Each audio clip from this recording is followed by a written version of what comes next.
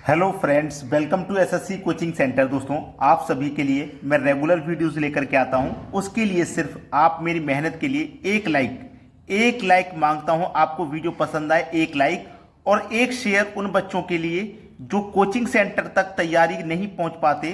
Coaching centre दूर है उनके घर से या फिर उनके पास उतने पैसे नहीं है जो कोचिंग सेंटर में दे पाएं, तो उनके लिए वीडियो को शेयर कर दें, ठीक है। और हमारी इस मेहनत के लिए केवल एक लाइक।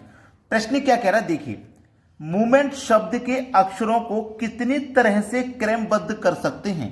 क्रमबद्ध का मतलब है कितनी तरह से लिख सकते हैं आप।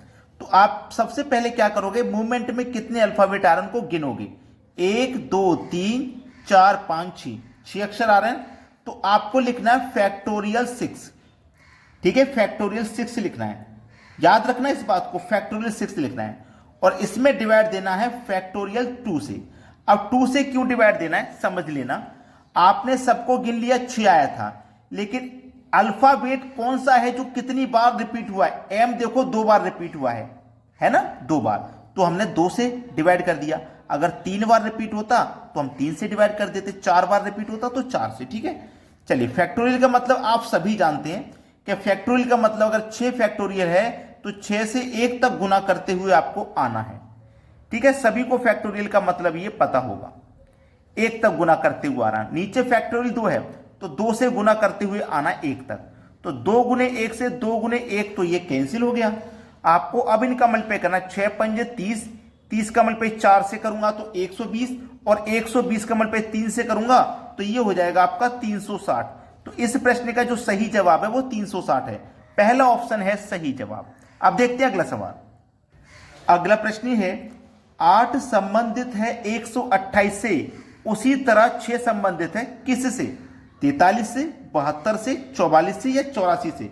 इन 4 में से किसी एक ऑप्शन को आप सही करोगे जो 6 से संबंधित होगा। वही ऑप्शन आपको बताना है क्या है। तो सबसे पहले तो आप ये देखिए ना कि 8 से 128 कैसे संबंधित है। आप 8 से 128 पे कैसे पहुंच रहे हो, देखिएगा। हमें पहुंचना है 8 से 128 पर। तो हम कैसे पहुंच सकते हैं, हमारे पास ये जो 8 है, हम क्या करेंगे, इस 8 का स्क्वायर कर देते हैं। 8 का स्क्वायर करेंगे 64 होगा, और 64 का 2 गुना कर देंगे तो देखो 128 पे पहुंच गए, ठीक है ना। उसी तरह 6 से हमें पहुंचना है, किस संख्या पे पहुंचेंगे अभी नहीं पता, लेकिन जो लॉजिक यहां पे लगाया है इसी लॉजिक से पहुंचेंगे। 6 का क्या करोगे स्क्वायर, 36 होगा। स्क्वायर का हमने यहां पे 2 गुना किया था, तो यहां पे भी हम 2 गुना करेंगे। 36 का 2 गुना करेंगे तो कितना होता है, 72। सही जवाब है 72, यानी कि बी ऑप्शन बिल्कुल सही जवाब। अब देखते हैं अगला प्रश्न। अगला प्रश्न है, नीचे दी गई श्रृंखला में गलत पद ज्ञात करो। इन सभी संख्याओं में कोई एक संख्या गलत है, वही गलत संख्या आपको पहचाननी है, क्या है, ठीक है। वही गलत संख्या आप पहचानोगे। तो देखिए यहां पे 385 है, 462 है, 500 आपका 72 है, 396 है, और ये आपका 427 और ये 671, 264 में गलत पद आपको पता करना है क्या आ रहा है, ठीक है। वही गलत पद। तो देखो सबसे पहले रिलेशन बनाइए। यहां पे क्या लग रहा है, ये 3 है और ये 5 है। अगर मैं इस 3 और इस 5 को जोड़ दूंगा तो मुझे बीच वाली संख्या 8 मिल जाएगी। ऐसे ही मैं 4 और 2 को जोड़ दूंगा तो मुझे बीच वाली संख्या 6 मिल जाएगी, बिल्कुल सही जा रहा हूं। 5 और 2 को जोड़ दूंगा तो बीच वाली संख्या 7 मिल जाएगी। फर्स्ट और लास्ट को जोड़ने से बीच वाली संख्या हमारी मिल रही है। ऐसा ही यहां पे करो, 3 और 6 को जोड़ूंगा तो बीच वाली संख्या 9 मिल जाएगी, बिल्कुल ठीक है।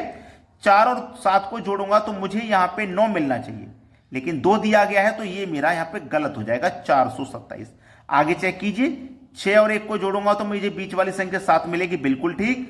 2 और 4 को जोड़ूंगा तो बीच वाली संख्या 6 मिलेगी, बिल्कुल ठीक। यानी कि 427 मेरा गलत जवाब है।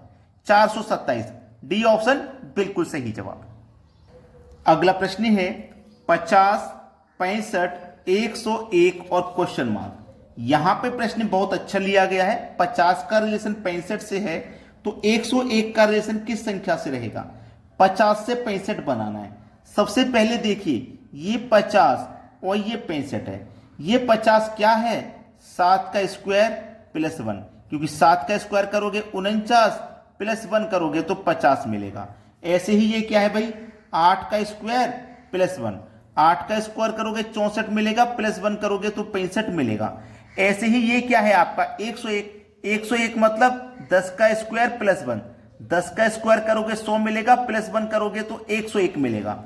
अब जैसे 7 के बाद 8 का स्क्वायर किया, ऐसे ही 10 के बाद यहां 11 का स्क्वायर कर दो, तो 11 का स्क्वायर प्लस 1।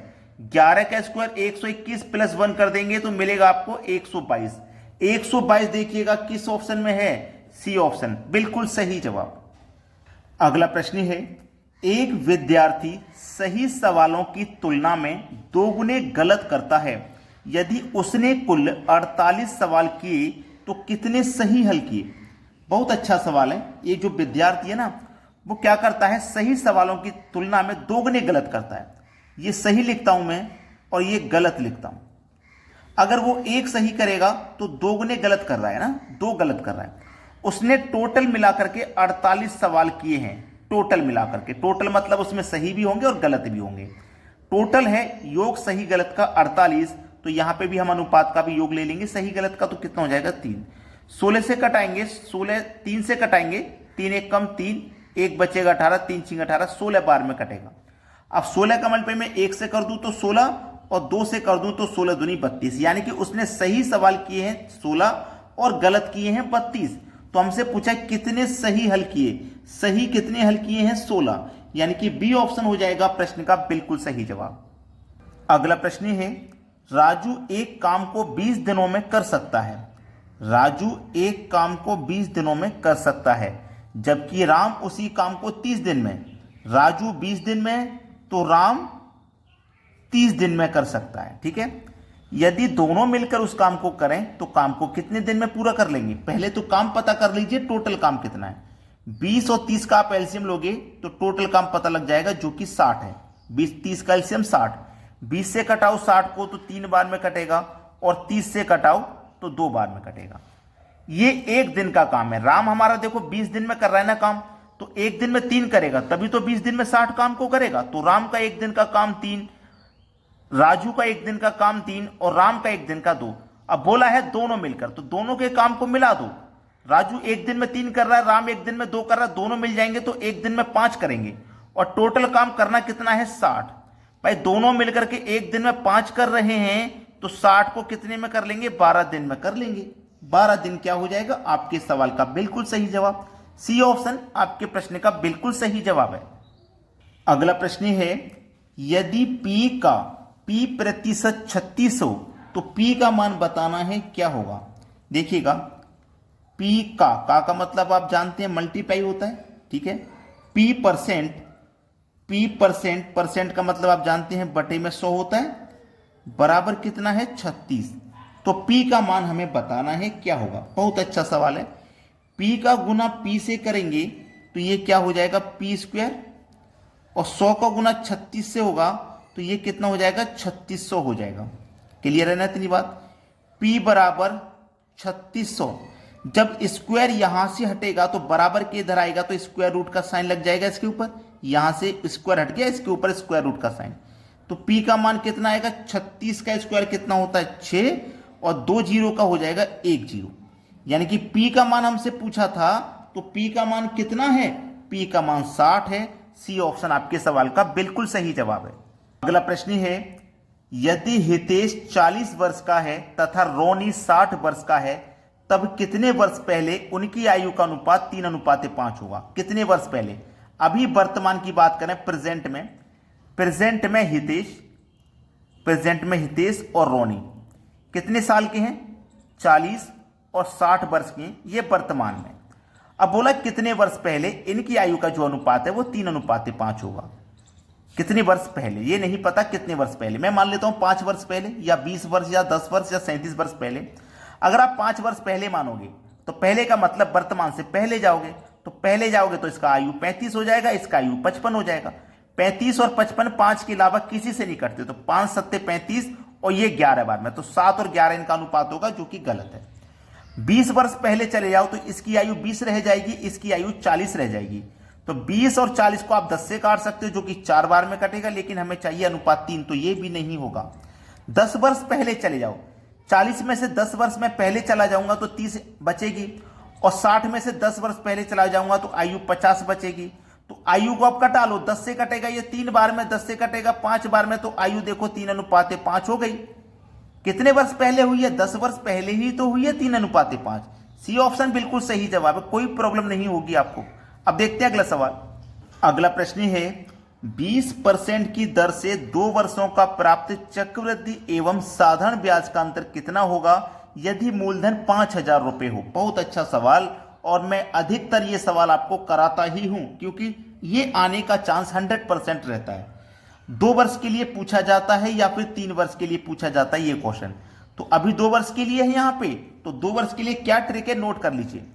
डिफरेंस बराबर पी आर का स्क्वायर बटे में 100 का स्क्वायर, ये नोट कर लीजिए।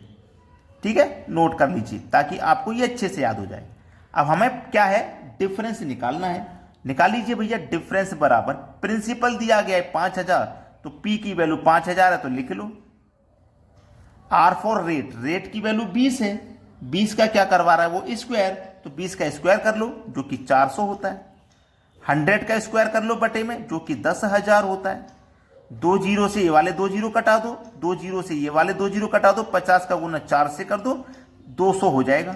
तो कितना डिफरेंस निकल के आया? 200 रुपए का। सी ऑप्शन बिल्कुल सही जवाब है। अगला प्रश्न है 5,000 रुपए की राशि पर 10% की ब्याज की दर से 3 वर्षों का प्राप्त चक्रवृद्धि ब्याज एवं साधारण ब्याज का अंतर कितना होगा। मैंने अभी 2 वर्ष के लिए बताया, अब 3 वर्ष के लिए नोट कर लीजिए। ठीक है, डिफरेंस बराबर पी आर का स्क्वायर बटे में 100 का स्क्वायर, जो 2 वर्ष के लिए था ना वो इतना इसमें रहता है, और इसमें जोड़ा रहता है, इसमें 300 प्लस आर बट्टे 100 इतना और जोड़ दिया जाता है। अब ये 3 वर्ष का रहेगा, इसको नोट कर लें आप, क्योंकि 101% आने का चांस रहता है इन सवालों का, इसलिए मैं बार बार कराता हूं। डिफरेंस बराबर पी की वैल्यू, प्रिंसिपल की वैल्यू 5,000 है, आर कितना है, रेट आपका 10 है तो 10 का स्क्वायर कर दो 100 बटे में 100 का स्क्वायर कर दो तो 10,000 गुने 300 में जोड़ दीजिए आर, आर की वैल्यू 10 है तो 300 में जोड़ देंगे 10, 310 बट्टे 100। 2 जीरो से आपके 2 जीरो ये कट गया, मतलब 100 से 100 कट गया। 1 जीरो से 1 जीरो ये कट गया। 1 2 3 जीरो से आपके 1 2 3 जीरो कट गए। 21 का गुना 5 से कर दो तो 155 हो जाएगा। डिफरेंस कितना हो गया? 155 रुपए का। पहला ऑप्शन सही जवाब है। अगर अभी भी आपने लाइक नहीं किया वीडियो तो लाइक कर दीजिएगा, और शेयर नहीं किया तो शेयर कर दीजिए। ठीक है दोस्तों, धन्यवाद।